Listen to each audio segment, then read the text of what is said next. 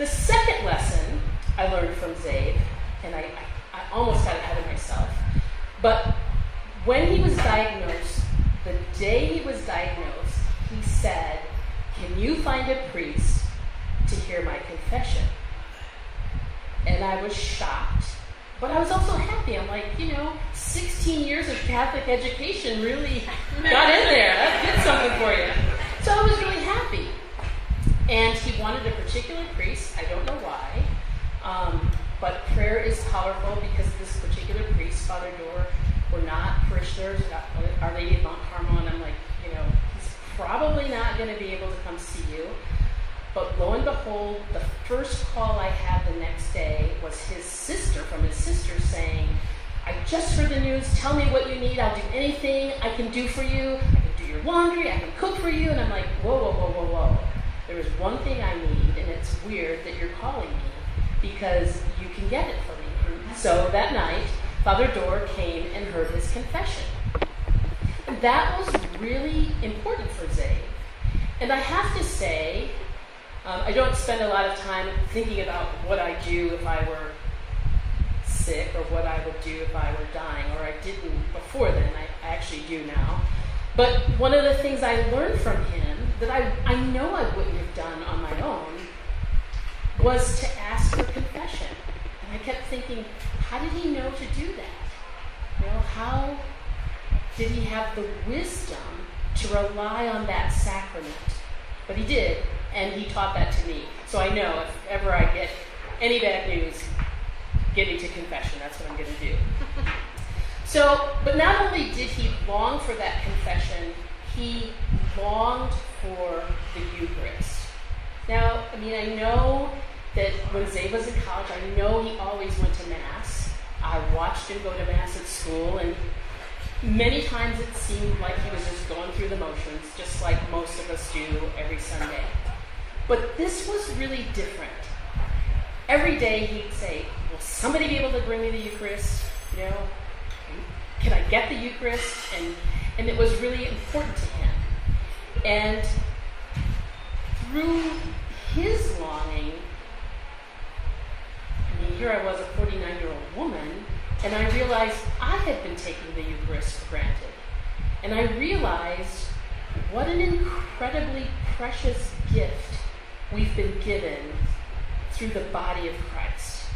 And how many times do we partake in the Eucharist and we don't even think about it? We don't even think about what we're actually doing. And just the moment, that presence of Christ in our lives right then, that beautiful moment of him giving his body for us. I have a quote here. It says, "God is always coming to you in the sacrament of the present moment," whether it's through the Eucharist, confession, whatever.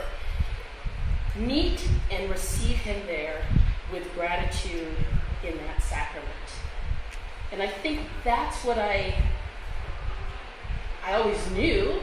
I was a catechist for First Communicants for a dozen years. That's why I always knew that. I always taught it.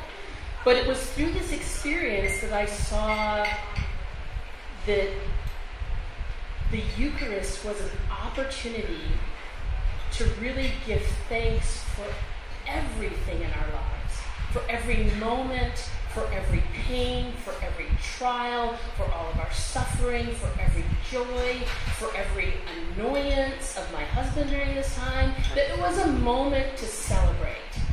And I just think what an awesome gift he gave to our family in helping us understand the importance of the Eucharist.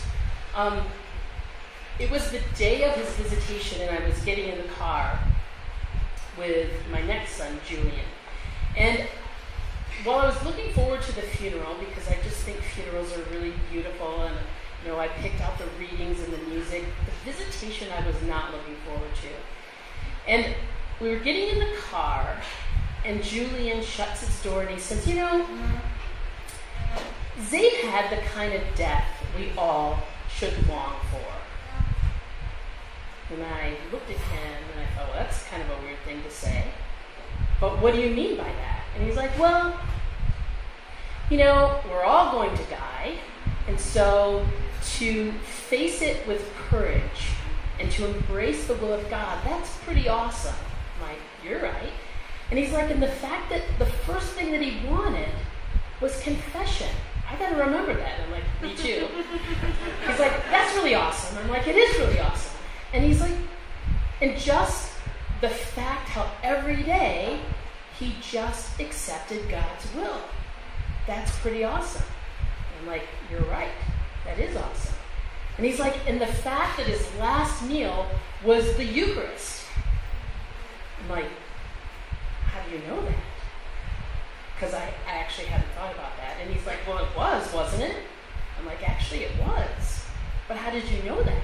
And he's like, I don't know. I just knew it would have been because he had the perfect death. And that probably came through the intercession of St. Joseph. But it is true. That's how we should live, embracing the will of God, longing for the sacraments, just being joyful, and that's how we should die. So it's hard to remember that. I don't all the time, but I think that's what I appreciate about, even though the fact I didn't want to be here tonight, about thinking about these stories is because it's a reminder of all of those things that are really important in our lives. The next lesson, and it's ironic that Zabe should teach me this lesson, because, like I said, he was the child that got the most spankings. I know that's very unpolitically correct, but yes, I was a spanker.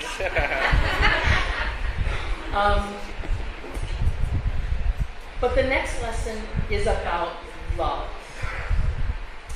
And he wasn't the most demonstrative child at all, especially with me. His favorite thing, I probably shouldn't do this, but while I was cooking dinner, cutting up vegetables, he'd come up to me in his most loving way and say, I put my crown to your dome. I love you too, honey. You just worked out perfectly for that. That's the kind of person he was. So I wouldn't call him the most loving person. Sorry. Did I embarrass you? Okay.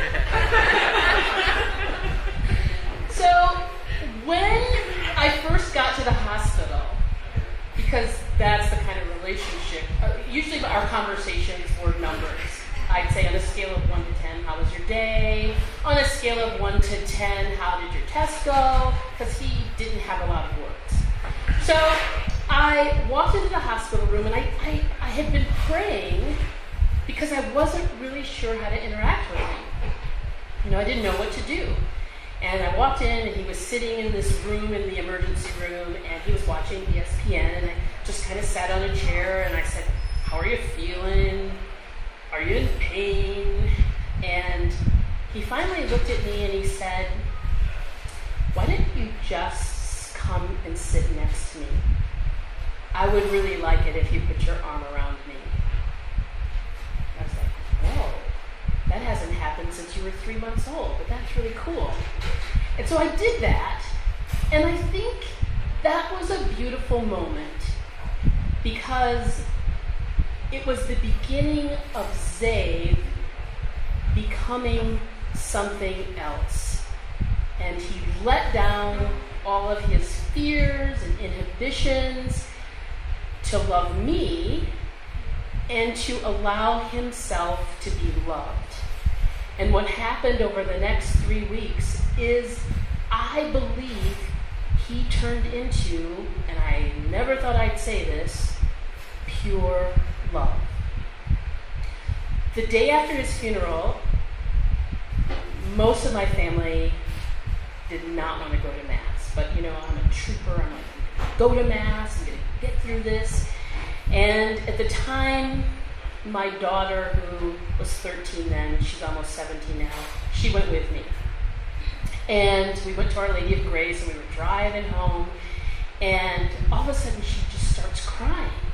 And she's like, what if this is all a lie?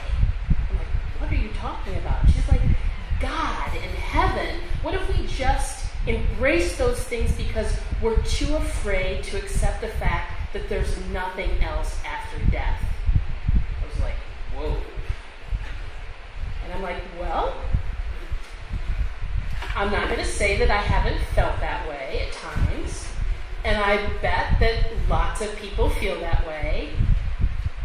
But I said, actually, now more than ever, I feel like that is not a lie.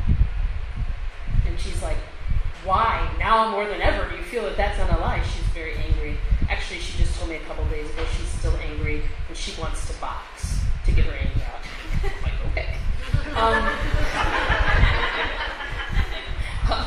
So I said, when you think about Zabe and who he was as your brother, you know, the guy who comes in and takes the remote because he should always be in charge of the television, the guy who, you know, always takes the best piece of chicken that you wanted because the piece that you wanted is the best piece and that's what he's going to get.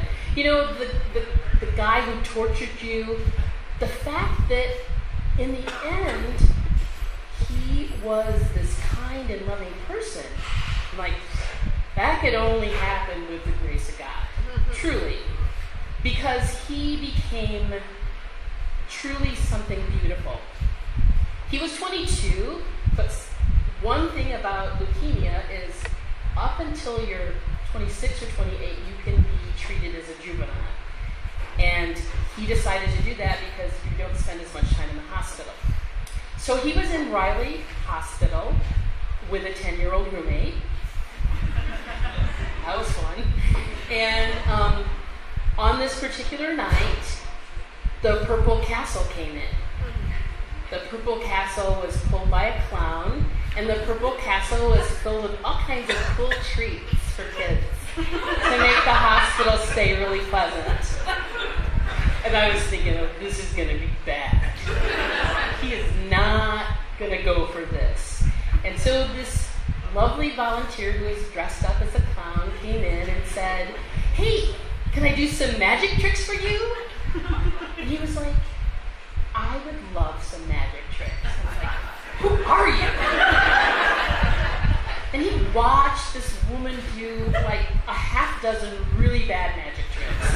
And he was like, that's really cool. Could you do it again? But he went on and he just encouraged this woman. And then she said, would you like something from the Purple Castle? I'm thinking, oh boy, I'm sure he doesn't. But he's like, I'd love to take a look.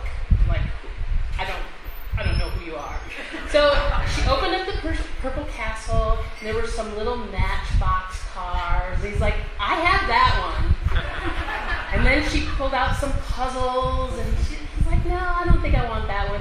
And then she pulled out this little flower that was like stuffed that had wire in it so you could wrap it around your hospital bed. And he's like, that's pretty cool. So he wrapped it around his hospital bed. Then she came out with those big glasses that have the clown nose. And I thought, oh boy. And he's like, those are awesome. And I'm thinking, this could only be the work of God. Because this is not how Zabe typically reacts. He was so kind and so gracious, and all he ever thought about in the last 3 weeks, don't get me wrong, were other people. After his first chemo, there's a little girl, I think her name is Tatum, and she started a foundation where all kids who are diagnosed with cancer, when they go in for chemo, they get this little bag and it's filled with treats. So Zabe got a bag and he came home and he waited to open it up to show off all the things in his bag. That's the real Zabe. So he's pulling the things out one at a time. And in this bag, it wasn't just like dum-dums and Laffy Taffy. There was an iPod in there. And my other daughter's like, whoa, you get an iPod, you get cancer, and you get an iPod? Maybe I'll get some cancer. Which wasn't really funny at all, but we laughed. Well, as he got sicker, her birthday was approaching. And what he wanted more than anything was to make sure that she got that iPod. I mean, we didn't know. I just thought it was a kind gesture. Whether he knew something, like I said, I think he did. But he was just really concerned with other people. My husband's birthday, he wanted to make sure I had hadn't forgotten it like I would. He was just concerned for other people, and I just watched him become so incredibly loving. And in a way that it's not just about making another person feel good, but about always saying yes to what God calls you to. And I never thought about love that way.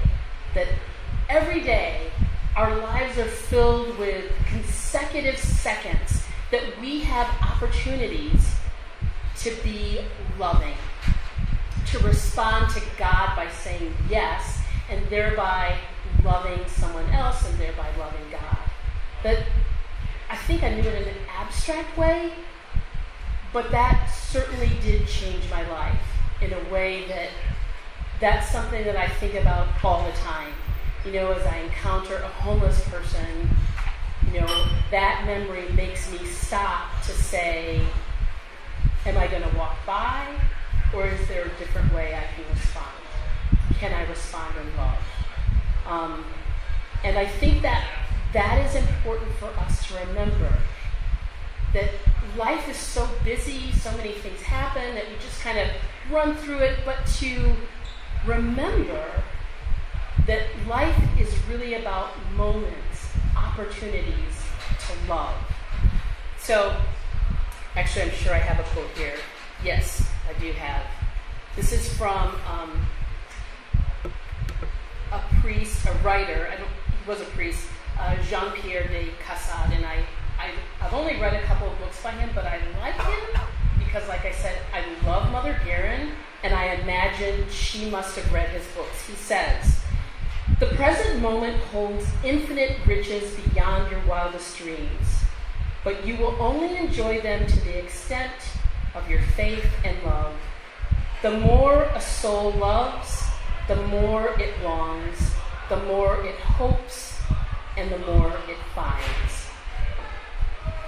And the last lesson, which I don't think I knew it when I was living it, but when I talk about things I experience, when you look back, and I think this is the importance of whatever you experience, to share it with other people, tell the story of an encounter with a person that changed your life,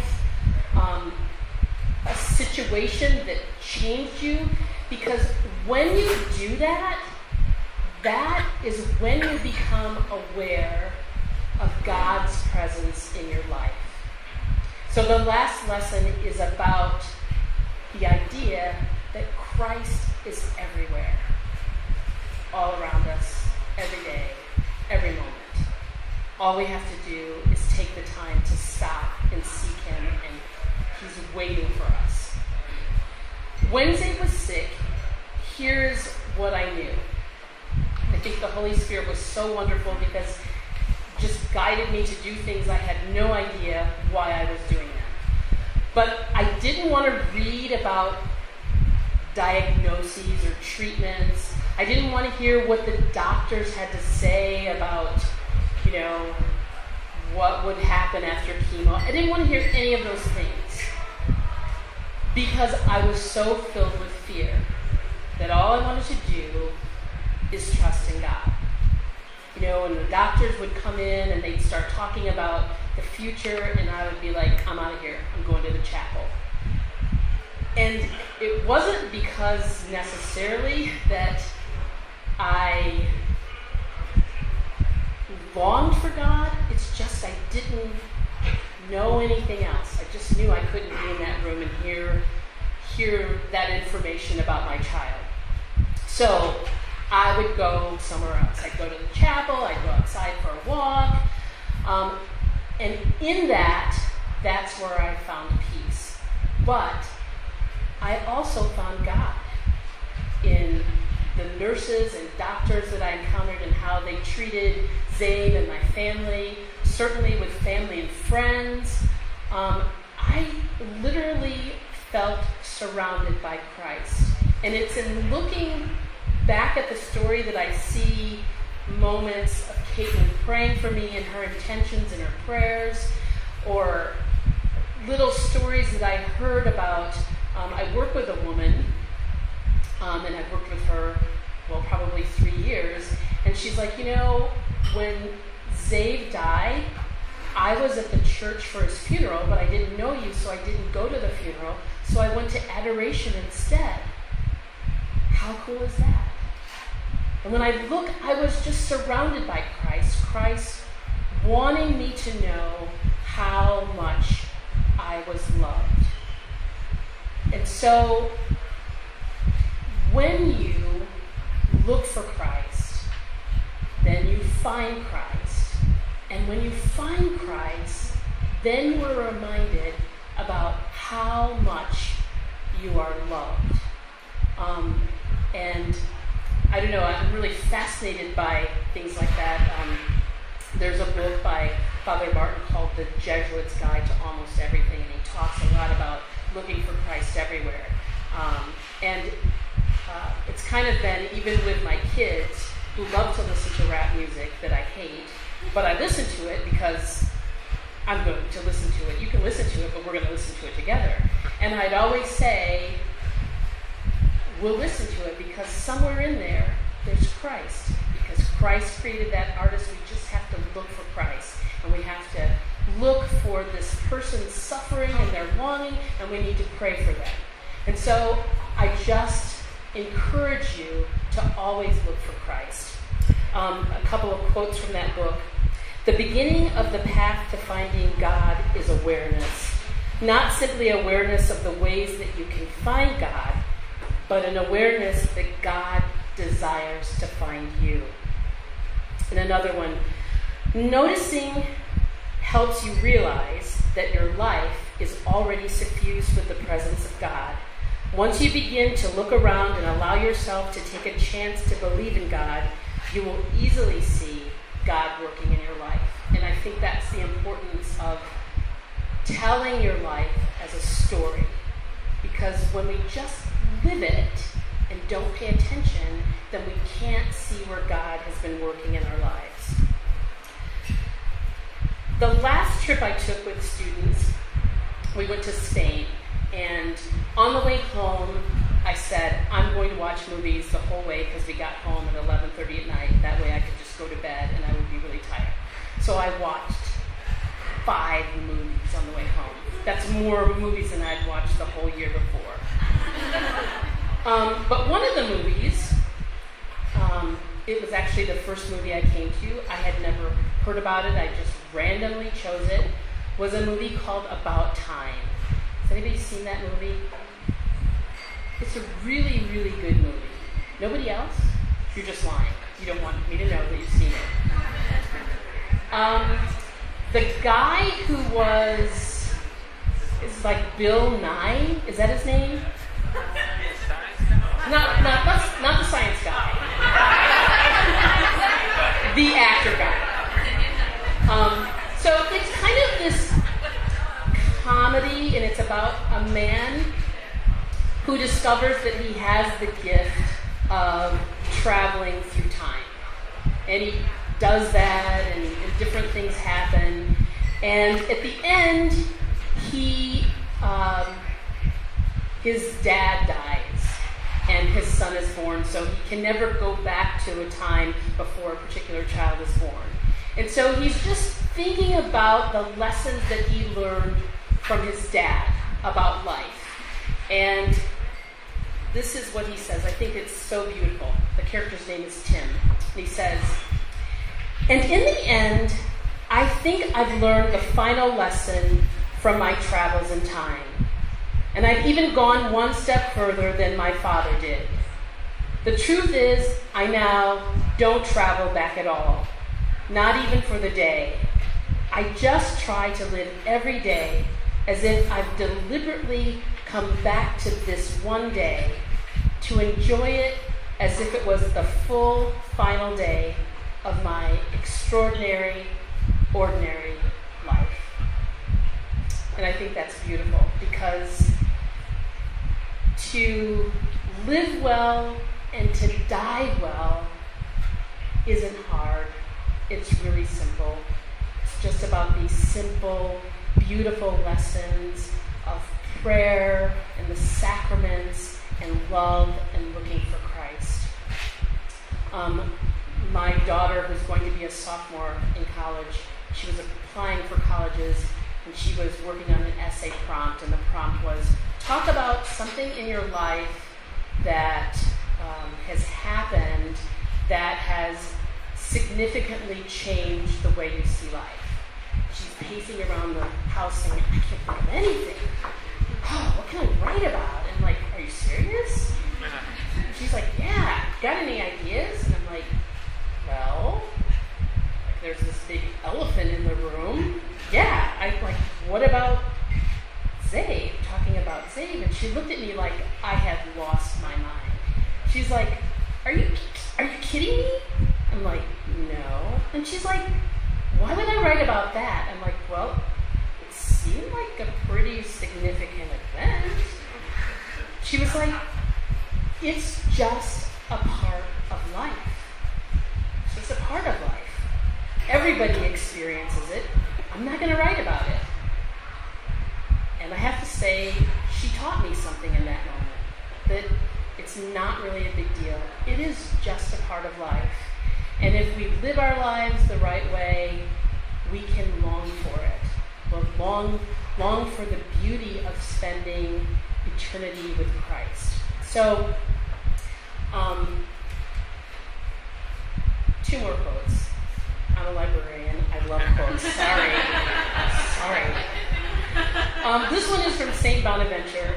It says, to lead a good life, a man should always imagine himself at the hour of his death. And I think that if we live each day like Tim, thinking about that this might be our last day, that hopefully we can live a better life and we can grow in holiness because of the reality that we are immortal. So I will end with the words of St. Therese of Lisieux. Let us go forward in peace, our eyes upon heaven, the only one goal of our labors. Amen. Thank you.